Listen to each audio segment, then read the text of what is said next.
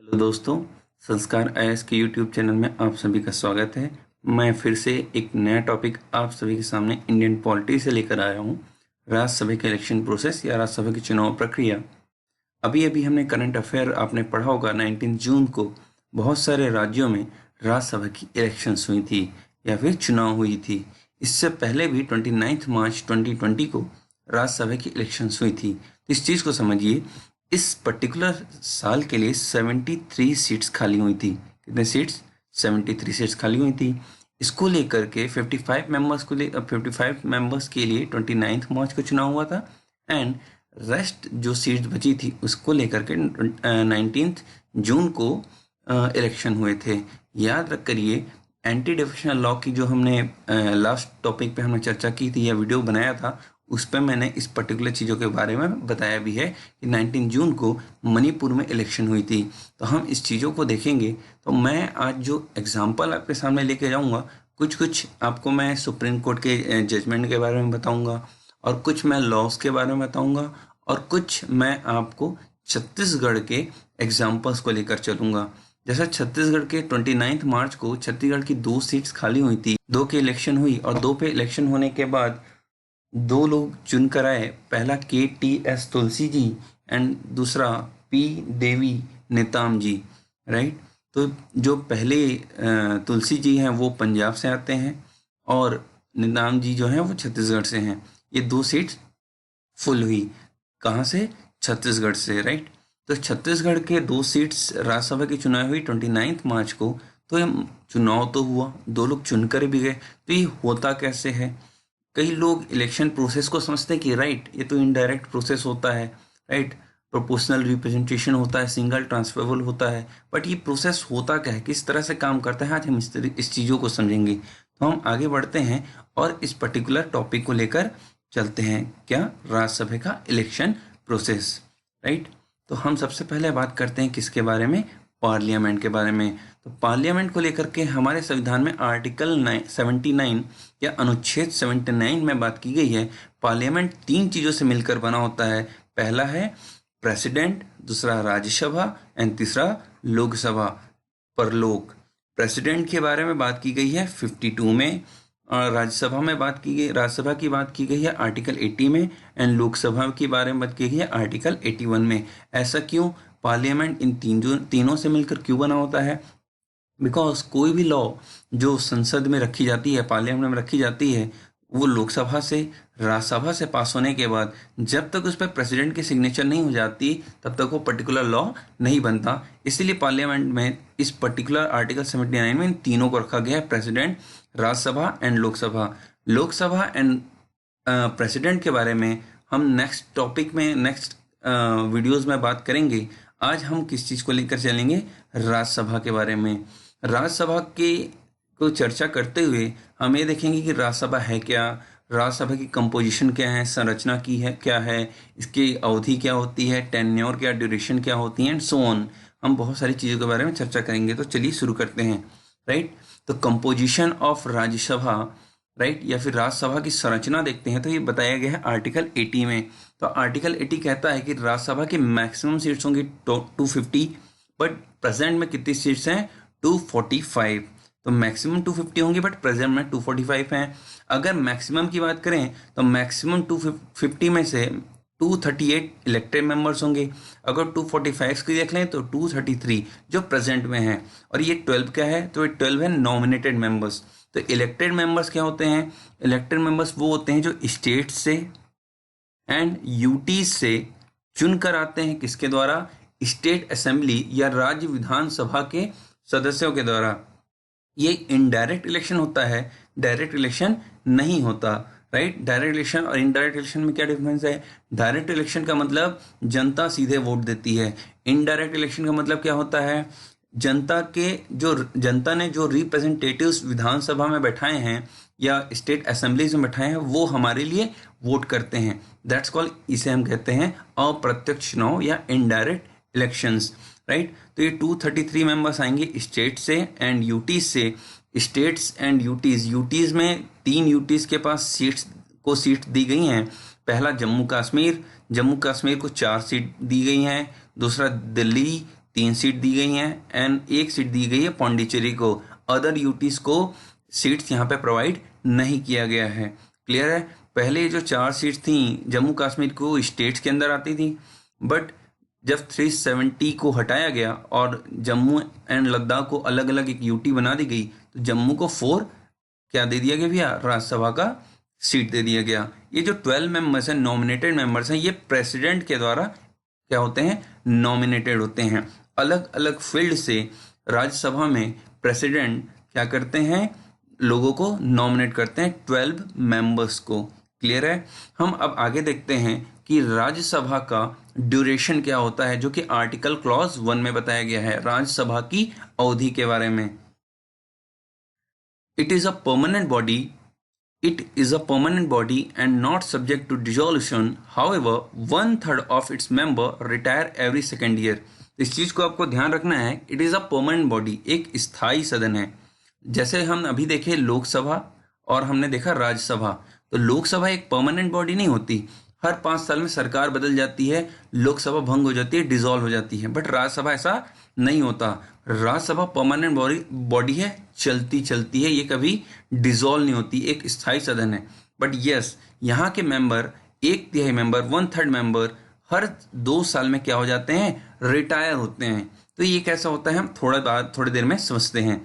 Next point को समझिए। Representation of people act 1951 provided that the term of office of a member of the Rajya Sabha shall be 6 years. जन प्रतिनिधित्व अधिनियम 1951 के अनुसार सांसदों का कार्यकाल 6 वर्ष का होता है। तो याद रखिए, हर चीजें संविधान में नहीं लिखी जा सकती। तो कुछ चीजें हमने एक लॉ बनाया, रिप्रेजेंटेशन ऑफ पीपल एक्ट, जिसपे चुनाव को लेकर के राज्यसभा, लोकसभा और अदर इलेक्शंस को लेकर के यहाँ पे हमने क्या लिख दी गई, प्रोसेस बता दिया गया, कहीं कुछ ड्यूरेशन बता दी गई, कुछ क्वालिफिकेशन बता दी गई, डिस्क्वालिफिकेशन बता दी गई इस एक्ट के अंदर। इस एक्ट में क्या किया गया, सांसदों जो राज्यसभा के मेंबर्स हैं उनके जो कार्यकाल है वो बता दिया गया कितने साल का, 6 साल का। तो अब यहाँ पे आप देख रहे हैं कि दोनों 2 लाइन में पहला यहाँ बताया जा रहा है कि भैया उनका कार्यकाल तो 6 साल होगा। तो यहाँ पे कैसे 1/3 मेंबर जो 2 साल में रिटायर हो जाएंगे, कैसे होगा। तो याद रखिए, याद इस चीज को समझिए। 1952 में, कब, 1952 में जब पहली बार राज्यसभा का इलेक्शन हुआ, तो वहां पे लॉटरी सिस्टम कर दी गई कि हर पहले 2 साल में 1/3 मेंबर रिटायर होंगे, दूसरे साल में 1/3 मेंबर रिटायर होंगे, देन फिर दूसरे साल कितने साल हो गए, 6 साल, फिर ये जो रिमेनिंग बचे हैं वो रिटायर होंगे। तो इस तरह से अब ये 1/3 जो रिटायर हुए थे 2 साल बाद, यहाँ फिर से चुनकर आए। तो ये एक प्रोसेस बन गया कि हर 2 साल में लोग चुनकर आएंगे, और ये आज तक चला आ रहा है। तो ये आपको समझ में आ गया होगा ड्यूरेशन ऑफ राज्यसभा, राइट। तो ड्यूरेशन ऑफ राज्यसभा क्या है, परमानेंट बॉडी है। बट यस, वहाँ के जो मेंबर्स होते हैं उनके टेन्योर क्या होते हैं, 6 ईयर्स के होते हैं, और 1/3 मेंबर हर सेकेंड ईयर पे क्या हो जाते हैं, रिटायर हो जाते हैं। क्लियर है। तो हम देखते हैं नेक्स्ट क्या, क्वालिफिकेशन के बारे में, अर्हताएं, जो कि आर्टिकल 84 में बताया गया है। कुछ क्वालिफिकेशंस हमारे कॉन्स्टिट्यूशन में लिख दिए गए और कुछ qualification peoples of representation act 1951 में लिखा गया है। क्लियर है। तो यहाँ पे हम देखते हैं पहला, ही must B citizen of India, वह भारत का नागरिक होना चाहिए। यस, यहाँ पे आपको एक चीज ध्यान रखना है कि ही must B citizen of India, not by birth, right. मतलब वो जन्म से नहीं मांगा जा रहा है यहाँ पे कि वो जन्म से ही भारत का नागरिक हो। कई बार आपको क्वेश्चन में जो आएगा वो यहाँ पे लिखा होगा कि क्या वह जन्म से भारत का नागरिक होना चाहिए, तो वो वहां पे गलत हो जाएगा। वह भारत का नागरिक होना चाहिए, ना कि जन्म से भारत का नागरिक होना चाहिए। क्लियर है। Second point, he must be not less than 30 years of age. Simple सी बात है कि यहाँ पे यह कह रहा है कि वो 30 साल की आयु क्या कर चुका हो, पूरी कर चुका हो, राइट। अब हम नेक्स्ट देखते हैं डिस्क्वालिफिकेशन या निर्भरताएं, जो कि आर्टिकल 102 में बताया गया है। तो 2 आर्टिकल हैं, एक है आर्टिकल 102, एक है आर्टिकल 103। आर्टिकल 102 कहता है डिस्क्वालिफिकेशंस के बारे में, एंड आर्टिकल 103 कहता है कि भैया डिस्क्वालीफाई करेगा कौन, किसके पास पावर होगा, एट लास्ट पावर किसके हाथ में होगा। तो यहाँ पे आर्टिकल 103 में बताया गया कि प्रेसिडेंट के हाथ में एट लास्ट पावर होगा। ओके, देन तो यहाँ पे आर्टिकल 102 में डिस्क्वालिफिकेशन बताई गई है, आर्टिकल 103 में बताया गया है कि कौन डिस्क्वालीफाई करेगा। तो सबसे पहला हम पॉइंट पढ़ते हैं, if he holds any office of profit under the union और स्टेट गवर्नमेंट, राइट। मान लीजिए आप एग्जाम देते हैं यूपीएससी का, सीजीपीएससी का, एंड आप एक आईएएस बन जाते हैं, आईपीएस बन जाते हैं, आप एक अच्छे पोस्ट में आ जाते हैं। अब आपको लगता है कि नहीं, अब मुझे चुनाव लड़के राज्यसभा या लोकसभा पे जाना है, तो अब आपको अपने पर्टिकुलर पोस्ट से क्या देना होगा, रेजिग्नेशन देना होगा। क्यों? क्योंकि आप according to article 102 office of profit में है, राइट, लाभ के पद में है, तो लाभ का पद कहलाएगा वो। तो लाभ के पद में जब तक आप होंगे तो वो क्या हो जाएंगे, आप डिस्क्वालीफाई हो जाएंगे इस पर्टिकुलर इलेक्शन के लिए। इस पे हम एक केस पे बात कर लेते हैं, Jaya Bachchan versus union of India. Jaya Bachchan Rajya Sabha के सदस्य थी, राइट, 2004 में, और उसी टाइम पे यूपी गवर्नमेंट ने फिल्म बोर्ड में उन्हें मेंबर बना दिया, राइट। अब वहां पे एक केस पहुंचा सुप्रीम कोर्ट में, और सुप्रीम कोर्ट में केस पहुंचा कि Jaya Bachchan ji office of profit में हैं, क्योंकि यूपी सरकार ने इन्हें फिल्म बोर्ड में क्या कर दिया भैया, मेंबर बना दिया है। अब यहाँ पे सुप्रीम कोर्ट ने बोला सही है, बिल्कुल सही बात है।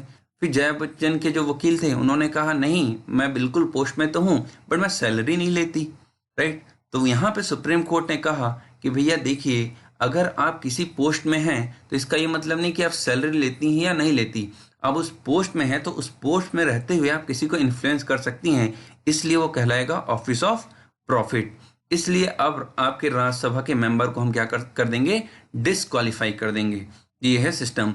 इसी पर्टिकुलर टॉपिक को लेकर अभी अभी दिल्ली भी लास्ट ईयर बहुत ज़्यादा न्यूज़ में था कि 20 जो वहाँ के एमएलएस थे उन पे चार्ज लगा था ऑफिस ऑफ प्रॉफिट का। सेकंड पॉइंट देखते हैं, if he is of unsound of mind and stand so declare by a court, यदि वह विकृत चित्त का हो और न्यायालय ऐसी घोषणा कर दी हो तो वह डिस्क्वालीफाई हो जाएगा। यदि वह घोषित दिवालिया हो, if he is an on discharge insolvent, right.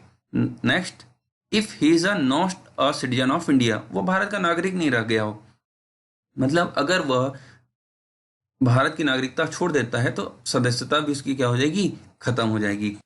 Next हम देखते हैं इलेक्शन प्रोसेस के बारे में, जो मेन टॉपिक है आज का, चुनाव प्रक्रिया।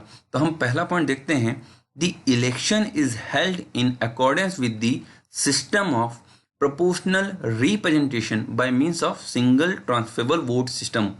चुनाव अनुपातिक प्रतिनिधित्व प्रणाली के अनुसार एकल संकीर्णीय मत पद्धति के द्वारा होगी।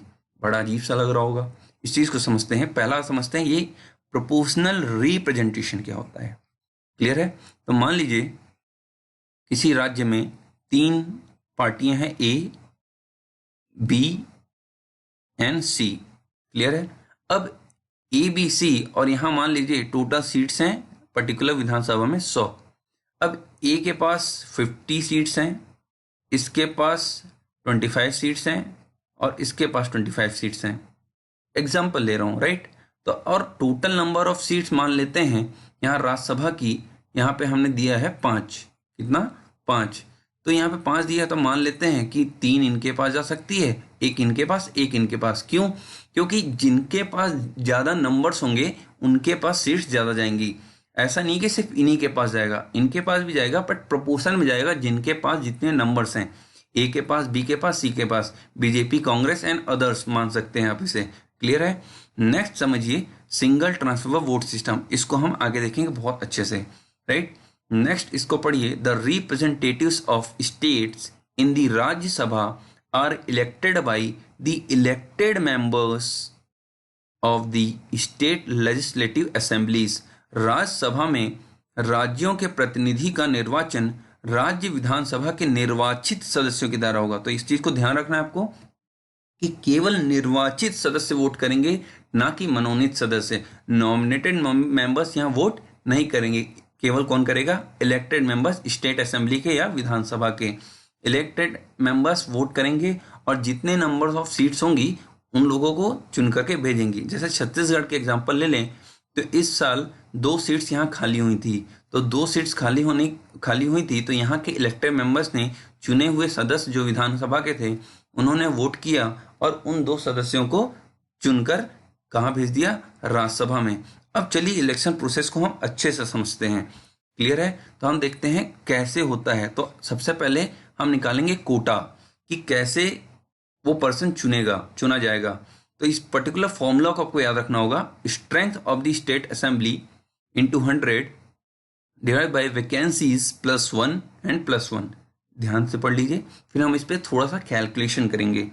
राइट, अब हम देखते हैं कि कैसे इस पर कैलकुलेशन करते हैं। मान लेते हैं किसी पर्टिकुलर स्टेट में नंबर ऑफ सीट्स हैं कितनी? 90। नंबर ऑफ वैकेंसीज कितनी है? 2। एंड इस पर हम क्या करेंगे? +1 एंड क्या करेंगे? +1। तो यहाँ पे और इस पे हमें क्या करना था? इंटू 100। तो ये क्या हुआ? 9000 डिवाइड बाई 3 + 1 क्या हुआ? 3000 + 1। राइट, तो 3000 क्या हुआ? 1। अब इसको फिर से हम डिवाइड कर देंगे किससे? 100 से। तो क्या आया? 30.0 एंड राउंड अप करेंगे तो क्या आएगा हमारे पास? 30 आएगा। तो यहाँ पे जो हमारे पास 30 आया, इसका ये मतलब है कि यहाँ पे जिस व्यक्ति को या जिस पर्टिकुलर कैंडिडेट को मिनिमम 30 वोट्स मिल गए, वो पर्टिकुलर इलेक्शन जीत जाएगा। क्लियर है? तो ये सिस्टम होगा क्या? चुनाव का। अब हम चलते हैं फिर से हमारे इलेक्शन प्रोसेस में।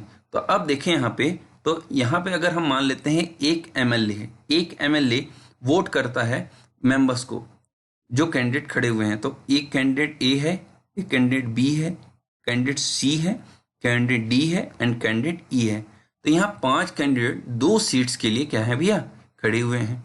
अब यहाँ पे एमएलए जो होगा, सिंगल ट्रांसफर वोट सिस्टम जो आपने सुना था, वो क्या है? इस चीज को समझिए। तो यहाँ पे जो एक एमएलए है वो यहाँ पे सिर्फ सीधा एक पर्सन को वोट नहीं करेगा। जैसे आप लोकसभा के लिए या विधानसभा के लिए वोट करने जाते हैं तो आप क्या करते हैं? आप किसी एक पर्सन, बीजेपी, कांग्रेस या अदर्स में वोट डालते हैं, वो पर्सन को वोट पहुंच जाता है। सिंपल सा सिस्टम होता है। राइट, जिसे कहा जाता है first pass the post system. But यहाँ ये वाला सिस्टम नहीं है, यहाँ सिंगल ट्रांसफर वोट सिस्टम है। यहाँ कैसे होता है? तो यहाँ का जो सिस्टम है उस पर क्या होता है कि जो एमएलए होगा वो एक पर्सन को वोट नहीं देगा, वो सभी पर्सन को वोट देगा, बट प्रेफरेंस देगा। तो इसने एक जो एमएलए था, इस एमएलए ने अपना पहला प्रेफरेंस चुना ए को, दूसरा प्रेफरेंस चुना सी को, तीसरा प्रेफरेंस चुना बी को, चौथा चुना डी को एंड पांचवा चुना ई को। क्लियर है? तो इसने किसी एक को वोट नहीं दिया, पांचों को वोट दिया, बट अपना पहला प्रेफरेंस किसको माना? ए को। अब ये वोट हो गई और 90 टोटल 90 जो एमएलए थे, राइट, उन्होंने वोट कर दिया। क्या कर दिया भैया? वोट कर दिया सभी को। क्लियर है?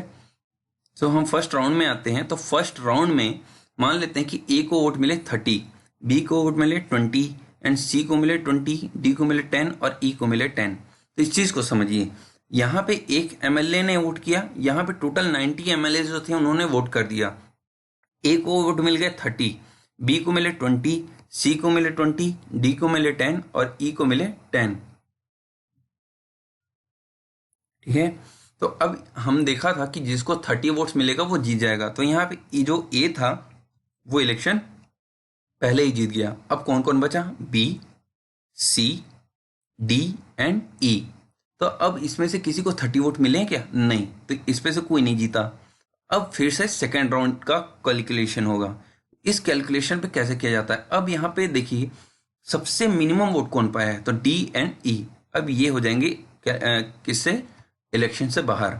अभी इन्होंने अपना जो डी को 10 लोगों ने वोट दिया है और ई को 10 लोगों ने वोट दिया है, इन लोगों ने पर्टिकुलर सेकंड प्रेफरेंस भी चुना हुआ किसी को।